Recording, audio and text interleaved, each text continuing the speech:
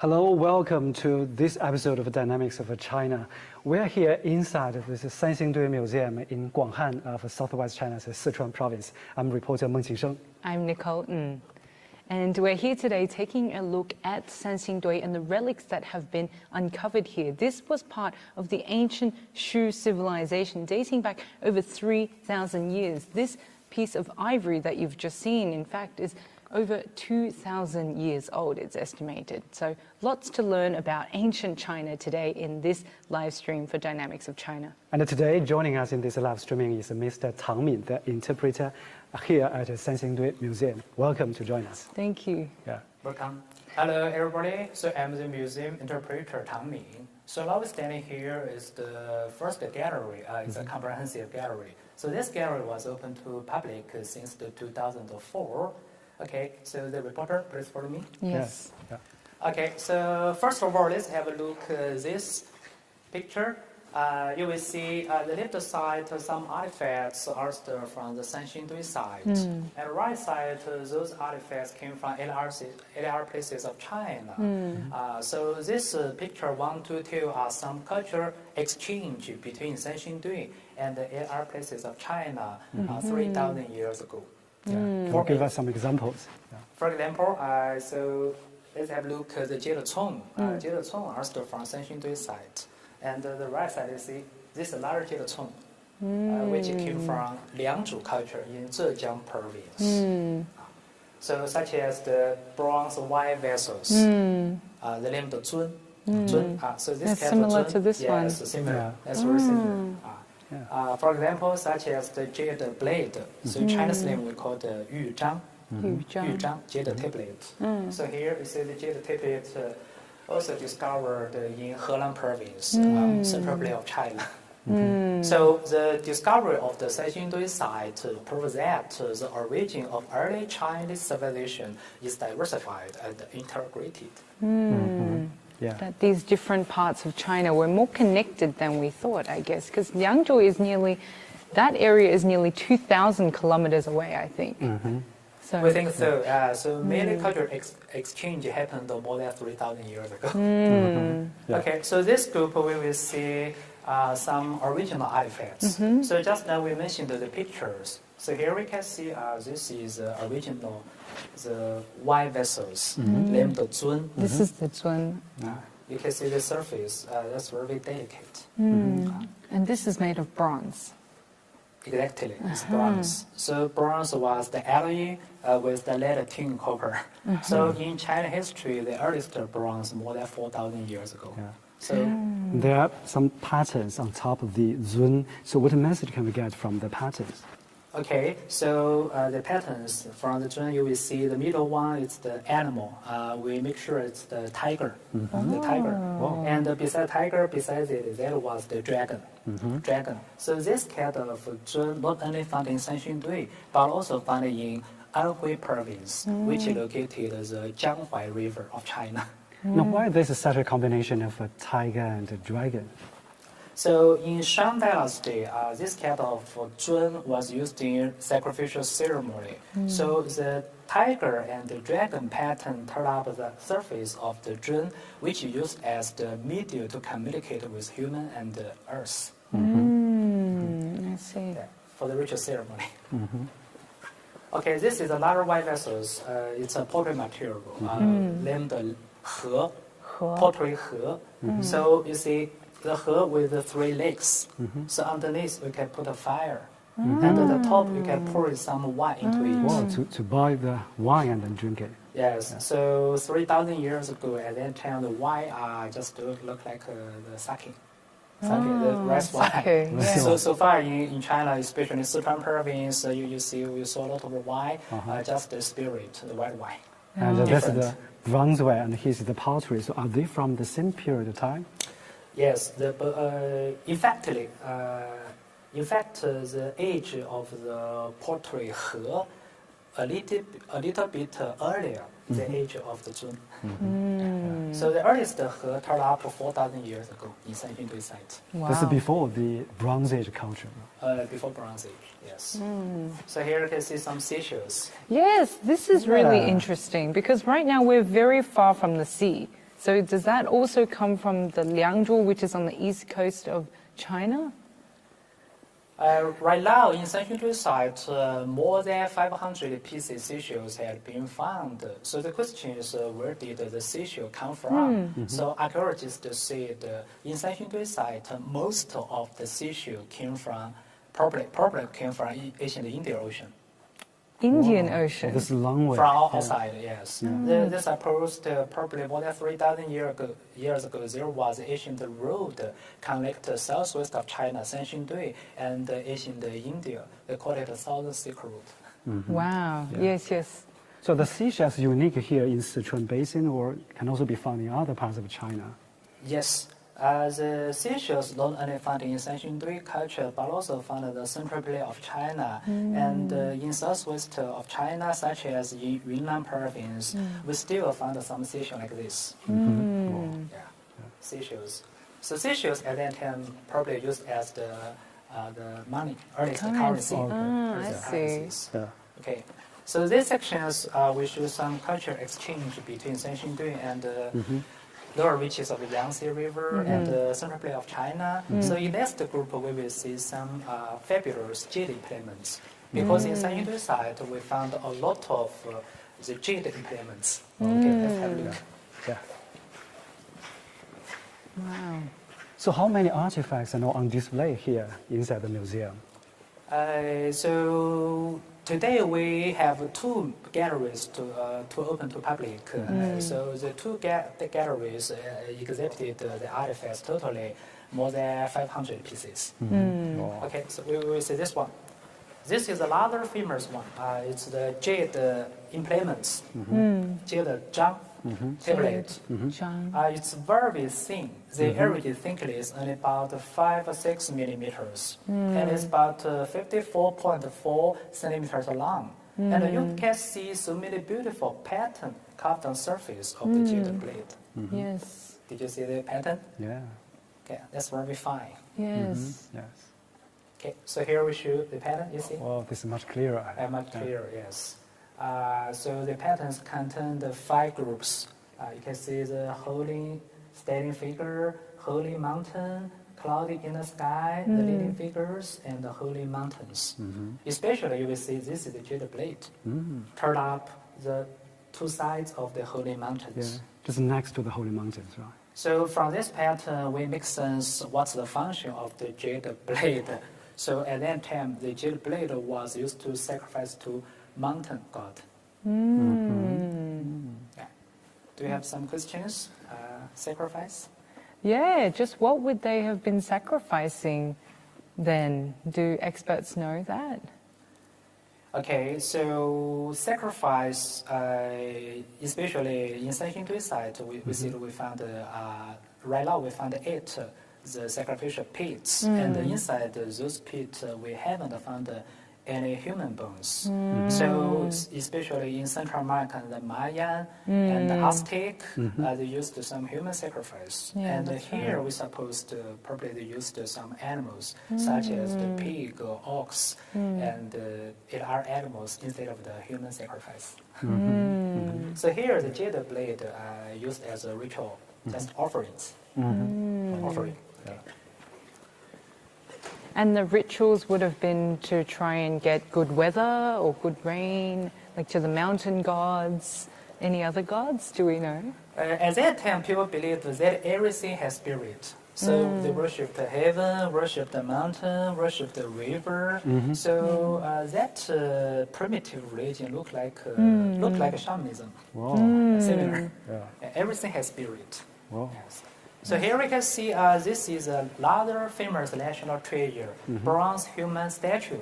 It was found in number 2 sacrificial pits in 1986. But when we found it, this was not intact. Okay, so here we see we just repeat it for several times. Right. And it's about 2.62 meters high and 180 kilograms in weight. The most unique things about it is that what was it holding in his hand? What's repeating? Yeah, there are big holes. What was it hold? I think maybe the the elephant tusk, like the ivory, the piece of ivory we saw before. It seems to be the right size. Okay, so my guesswork might be the something holy like the jade, maybe jade ware or maybe a rod. Yeah. Okay, so about what was he holding in his hand, right now there are so many different point of views. Some people say, like you said, hold the elephant ivory, like you said, hold some jade implements. For me, I thought probably this human statue holding the holy snake.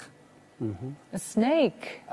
Because in Sanxingdui side, we found a lot of holy animals, such as the holy snake, holy dragon, holy birds. So for me, I thought probably hold the holy snake. Yeah, so back in the ancient times, people worshipped those kind of animals, right? Yes. So at that time, the different tribe worshipped different animals. Perhaps the animal should be the totem of different tribes. Okay, so back to this bronze figure. So is this the biggest one ever excavated from the pits? Exactly. Right now, this standing figure was one of the largest human sculpture during the Shang Dynasty more than 3,000 years ago. And do we know who he is or what this was used for? Archaeologists thought this standing figure should be the king and the religious leaders of the ancient Shu kingdoms at that time. Yeah, I can also see some patterns on top of the clothing, right? Can you tell us more about what message that the pattern carries? Yeah. Okay, so this standing figure dressed the three pieces clothes, especially the outer piece clothes is very fashionable and look like a swallowtail. And we can also see so many beautiful patterns on surface of the clothes. You will see there was a dragon-shaped pattern. So as we know, in ancient China, the cultural meaning of the dragon was the symbol of the super powerful. So the dragon-shaped pattern means this clothes should be the earliest imperial robe. Wow. So he should be the king. Yeah, of top ancient ranking, yeah, someone. Yes, I think so. Yeah. Thank Oh, you. really interesting. Okay, except the bronze standing finger, we will see another national treasures. It's the gold. Gold material. It's the gold scepter. Okay.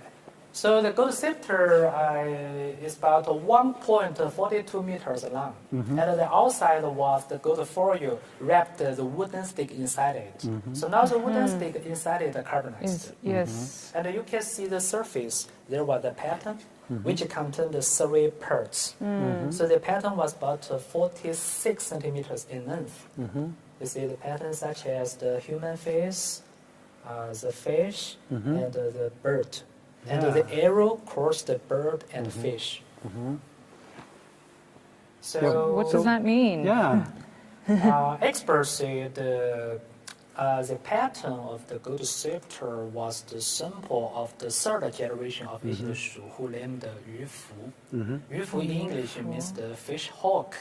It means this gold scepter could be the symbol of the super powerful beings for the third king Yu Fu. Fish hawk. Okay, Fish hawk. Wow. Yeah. So in English, probably people call it osprey. Oh, osprey. Osprey I means see. the bird swimming in the river catch the fish. The fish hawk. It's remarkable how well preserved it is, these engravings, after thousands of years. Yes, that's very precious. So that's very particular. 3,000 years ago, we find such a beautiful gold like this. So what's the purpose of producing such a scepter? So does that mean the power or something? Yeah. Right now, experts say the function of the gold scepter should be the symbol of the absolute authorities. The emperor and the king use it. So maybe that's the thing holding by that, bronze figure, right? Some people think so. It'll fall. Yeah, but it's small, right? Yeah. A bigger version of this. But for us, it is still a mystery. Yes. It's very impressive. Okay. Yeah. Okay. So except the gold scepter, here we will see the most famous bronze artifacts found in Sanxingdui site. Wow. That's so diving tree. amazing. People always call it the holy tree. Holy tree. So when we found it, this was not original one. So many small pieces. So then we repaired the holy tree almost for 10 years. So this holy tree was about almost 4 meters high, and it's about 500 kilograms in weight.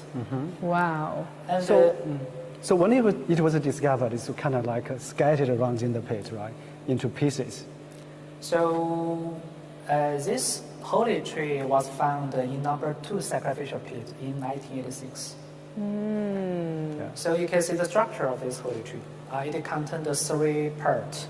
So each part had 3 tree branches. We will see the holy bird standing on each footboard and expanding the wings.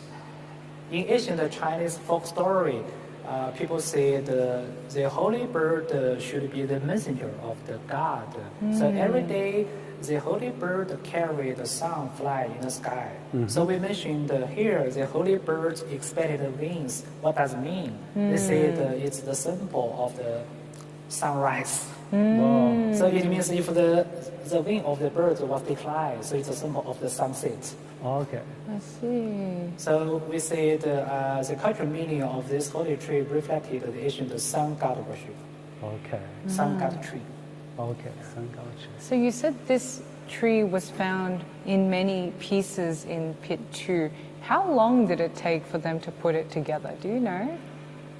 Yes, when we found it, this was not intact. A lot of small pieces, more than 2,500 pieces. So afterward, we repaired this holy tree almost for 10 years. 10 More than years. 10 years to work out A this big whole piece. project. Yes. And I know, like, many of these pieces are made of bronze. And what I know about bronze is it's really tough material because it needs to be cast.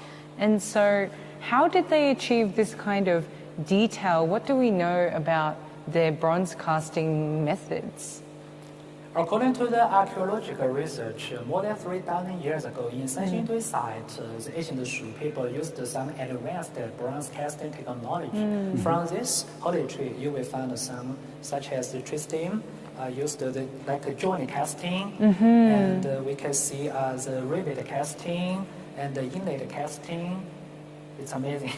Yes, it is. Yeah. They used they used the clay mold casting. Yeah. So it means more than 3,000 years ago, the clay mold had been used for casting bronze. Wow. Okay, thank you. It's amazing. Yeah, that's amazing. I'm also curious about the figure at the bottom of the tree. What was that?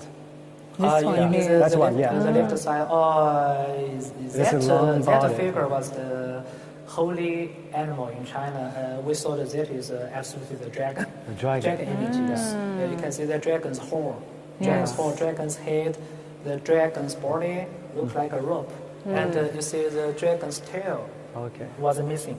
Yeah. The tail Yes. was missing, and the dragon had the life pattern wings. The wings look like a life. Yeah. So in ancient China folk stories, the dragon are used as the transportation to communicate with heaven and earth. Just kind of working together with the holy bird. We think so. Yes. So the tree worship was the common cultural phenomenon in earliest human civilization. So in foreign countries, people always call this tree the universe tree or tree of life. Tree of life, yes. So we have to see this tree is absolutely the Chinese tree of life. Yes. Amazing. Yeah. So it reflected the concept of the universe at that time. Yeah. Thank you, I Mr. see. Tang. Thank so you. how long have you been working here in the museum? I have been worked in museum for 15 years. So what's your most impressive items here at the museum of all the artifacts on display?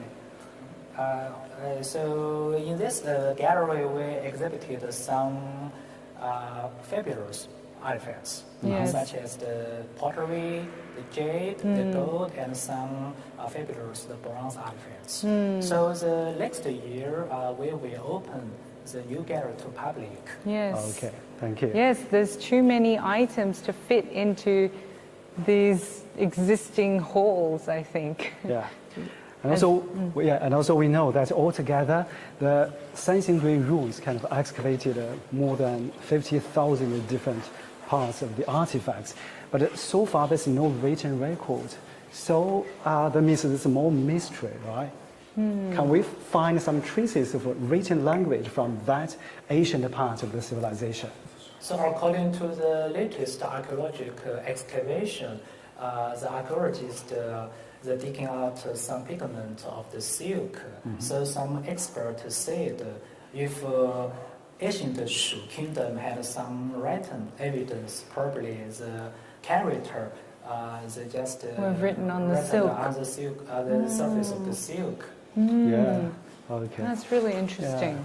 Well, thank you, Mr. Tang. That's all we have time for in this part of the Sanxingdui Museum today. But we want to thank you so much for showing us around and showing us the highlights. You could spend the whole day in this place. Exactly. Yes. Thanks for making time. My pleasure. Yes. See you next time. Thank you. All of you will come back again. Yes. After our new gate was open to public. Yes, thank you. hopefully then. Thank you. Okay. Yeah. So yeah, exactly. There's a lot of mysteries to be unraveled of the ancient Shu kingdom, right? That's right. And next we'll be unraveling another part of the mystery, which is how these artifacts go from inside a pit to in these displays. We're going to go to a new part of the Sanxingdui Museum. It was just built late last year. It is the Sanxingdui Relics Cultural Relics Restoration and Protection Hall. Exactly, but before we go there, let's first take a look at how the experts explain the mysteries of the ancient Shu civilization and its connection with the Chinese civilization in general. An archaeological discovery that woke up and shocked the world. Since 1986, more than 50,000 artifacts have been unearthed at the Sanxingdui Ruins. The Bronze Age culture, dating back about 3,000 years, is known for its intricate masks and artworks. This mask, with the protruding eyes and stretched out ears, is believed to be the creator's ancestor or god. And this figure, holding a zun, a ritual wine vessel on top of his head, is unprecedented not only in China, but also in the world. Sanxingdui Ruins provide us with an extremely rich knowledge map. They have helped redraw the whole picture of China's Bronze Age, making it more rich and vivid. The artifacts, as a result of their special design and shape, give us a lot of archaeological materials to refer to, which is very valuable. Experts believe these relics reflect the spiritual world of ancient Shu civilization sacrifices. Ancient versions of many wares can be found in the Central Plains or areas along the Yangtze River. This hybrid figure, with a human head and bird feet, reflects the early mingling of Chinese civilization. Its human components are typical of the ancient Shu state, while the lei, another type of wine vessel on which its hands rest, is commonly associated with the pre-Western Zhou dynasty. The zun on top of the head is historically found in the Central Plains. Sanxingdui culture represents southwest China, for the political centers in the Central Plains is located in a fringe zone. However, it received the cultural influence from the Central Plains and developed this unique style. As a result, Sanxingdui culture is closely related to the cultures of the Central Plains, but retains its own features. Excavators also discovered gold objects, jade wares, ivories, and even silk at Sanxingdui. The finding helped raise a crucial question about the origin of Chinese civilization. Previously, the dominant thought was that it came from the Yellow River Basin in North China. But along the discovery of sites like Liangzhu, the Yangtze River Basin in the south also proved to be part of the matrix. The greatest thing about Chinese civilization is that it is extremely inclusive. We can see that this civilization did not destroy each other, but absorbed and learned from each other, so that a unified pattern was finally formed. Sanxingdui culture remains an enigma for historians, as there are no written records. As deeper excavations and research continue, the prospects increase of unraveling more mysteries about this ancient Shu civilization.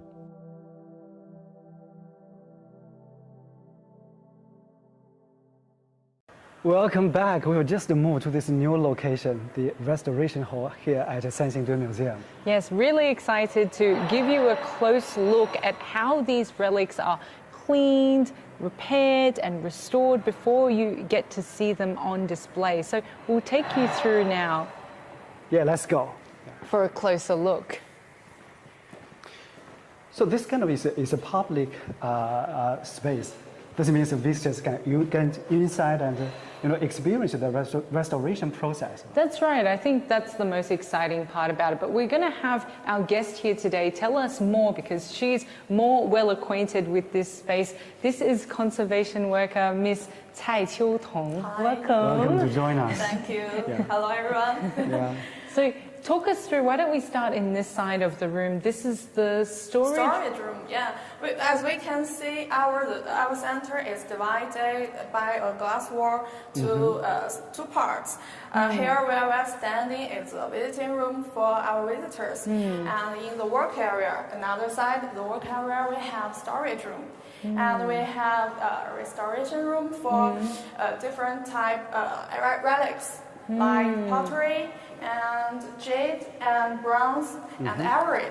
I see. Well, take us to this storage room. Maybe you can tell us about some of the pieces here. Do you know where they may have been excavated? All these artifacts are newly unearthed from the number 3 and to number 8 sacrificial pits. Can you tell us more about the bronze figure? It was from the number 4 pit. I remember there are three of them, a total of 3. We can see one of them are displayed on our exhibition already. Okay, we'll have a look at that later. Because all these new artifacts will be undergoing the restoration work here in our center. Yeah. And so tell us about the kinds of materials that you have to repair and restore. Like what's the most difficult material to deal with? As we know, most artifacts, all the artifacts are buried underground for more than 3,000 years. So they are in bad condition when we take it out. So for different type of relics, for instance, bronze. If they are in very bad condition, they have corrosion, they were broken or something else, we need to take some reinforcement measurements timely on the archaeological site. And for elephant tusks, the mastering measurements are most necessary. Can you tell us what's about the function of this part of the restoration process? Oh, we can see these 2 boxes. They belong to number 5 and number 6 pit. Yes. Because there are many small and broken artifacts in the number 5 and the number 6 pit is suspected is a wooden case. So after experts' discussion, we decided to take them to laboratory in Hall. So the whole thing can be transferred here. Yeah. Wow. It's easy for us to continue our work. Wow. I see. Yes, I guess it's more of a controlled environment here. You can control the temperature. These two transparent boxes can keep the suit temperature and humidity. Right. It's really interesting being able to see inside the lab like this. Because our restoration center is the first exhibition in China to show visitors how our conservators are working. It's a we big can see some new over challenge. here, some of your colleagues. So we know that all artifacts have to come through here. So usually what are the different procedures to restore them? Sorry, I didn't. The different procedures to restore the artifacts here. They first have to be cleaned? Yeah, Is that right? At present, we just do the cleaning work. When we cleaning, we must be very careful. Any damagement won't be allowed. As we can see, the conservators are just cleaning the bronze because there are some stuffs like soil, pieces of elephant tusks and chlorine on it. So we need to clean it for observing more details, like the patterns. It's so on the bronze. detailed. It's so beautiful. Yeah, I think the staff there is kind of drawing the pattern there, right? Yeah. So It's why drawing. is she doing that? Because we need to record every details about the artifacts. It's an important work, one of the most important work. This is a very interesting artifact. Apparently this is an animal. Yeah, And we top call of it bronze beast. In Chinese, we call it 神兽. 神兽. He is standing on the bronze altar. We can see here. Yeah, we can go there. Let's to take a look closer over look. here. Okay. Yeah. The altar is from the number 8 sacrificial pit. I see. And the bronze beast is goes on top. Yeah. Wow. 4 people carrying it. Carrying it. Wow. Yeah. Oh, and it's very. We are very lucky found it in Sanxingdui site. It's totally different and totally unique. Okay. So how long does it usually take to just clean one of these pieces?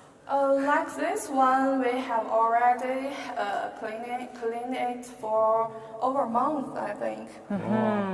And what do you use to clean it? I see there's a bottle. Distilled water and bamboo sticks and brushes. Bamboo sticks, our colleague is using it to clean the soil from the cover. So what's the most difficult part while cleaning up the artifact? I just said, we need to be very, very careful because they are fragile. Yes. I see. Okay, so more bronze pieces here. Yeah. Like we can see, this conservator use the X-ray fluorescence to analyze it. It can help us to get more information that we can't see by our eyes. Actually, we have many instruments over there. We have an instrument lab. We have X-ray diffractometer and Raman spectrometer. These instruments will help us. So I know that lots of modern technologies have been involved to facilitate your work. Yeah. This is the X-ray scanner. Anything else related to modern technologies? We have microscope. All these details needed to be recorded. All those machines you mentioned, I don't know what any of them do. But I know what an X-ray is. So that helps you understand. Know the elements composition and the casting process and other informations. Yeah. Okay. Shall we go back and look at? Okay. We can take a look at this little figure. Oh. I think it's very interesting. Whoa. Yes. He looks familiar, right? Yes. We'll bring the camera over here to take a look at this small figurine here. He's very similar to the giant bronze standing figure in our comprehensive gallery. Oh, the big bronze Yeah. standing figure. They are very What's similar. that holding in the hand? Like a bird-shaped thing, but we still don't know what its exact use. So maybe the bigger version may also have been holding something like this? Yeah, it's a possibility, but there are some differences between them. The hand gesture and the little finger His little finger is very cute. Whoa. And we can look at the feet. Uh-huh. He wears funny shoes, they but the point giant up. one The other one is doesn't. barefoot, right? So the shoes that kind of unique among all the findings here at the Sanxingdui Ruins? Yeah, yeah. This shoes, I remember it's unique shoes. This thing is very, very interesting. And the clothes of them are different. A bit different. The other one had the swallowtail on the end. Yeah. Yes. It's very excited to find the very unique things in Sanxingdui site. Yeah. Well, over there I can see someone is working on that task. Yeah, elephant tusk. Wow. We found a total of 756 tusks in all the pits. And we have 756. Yeah. Wow. We have done the cleaning work of them. You can see here it's cleaning also the soils. And I've read that with this ivory, it's particularly difficult to handle because I guess it's a organic material and it's been decomposing. They are very, very fragile.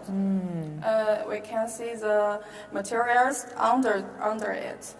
It's used to reinforce the tusk. So it doesn't fall apart. Yeah. It's plaster or clay or something?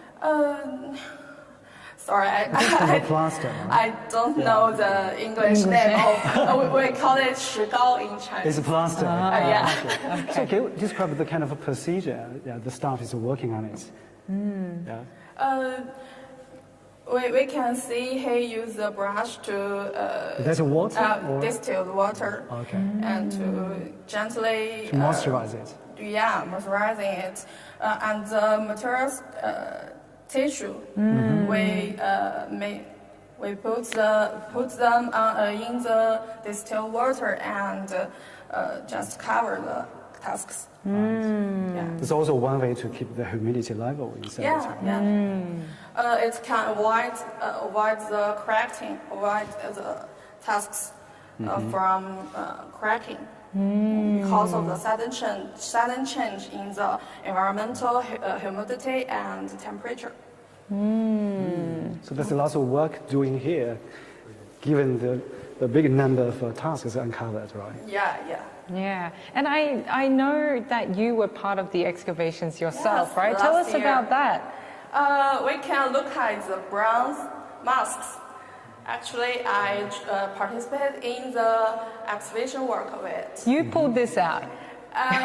Me and my colleagues. I see. And experienced experts. It looks very heavy. Maybe It's the you alone. largest. It's the largest and the best preserved bronze mask we found in Sanxingdui so far. Wow. And how did it feel to be part of that process? It's very excited. I think I'm very lucky. Can you share with us more details about this bronze mask? Let's see. We found some remnant silk pieces on his, I remember, on his right eye. But we can't see it clearly. It needs to be closed and or under the microscope. Yes. And we can see there are many square holes on the top. Yeah, what were they for? Some archaeologists guess that these holes on the top might have held something like appendage because it's too big, too heavy to bear. So they think it might be hung originally on building or walls. It's not for people to wear it. Yeah. That makes sense. We can see some casting lines over there. Okay. Yeah. It shows us we found the masks are molded in separate and then connected several parts. So the ear was, or which parts would have been? The ears and and the then- eyes Oh, we can see. I see. So we know the ancient Shu people have mastered this advanced technology. Of bronze casting. Of bronze casting. It's very impressive. And it can show us the Shu people, ancient Shu people were very energetic and creative. And more sophisticated than we thought, maybe. Yeah. Wow. Even 3,000 years ago, they could create something like At this. that time. Yes. Yeah. It's quite remarkable.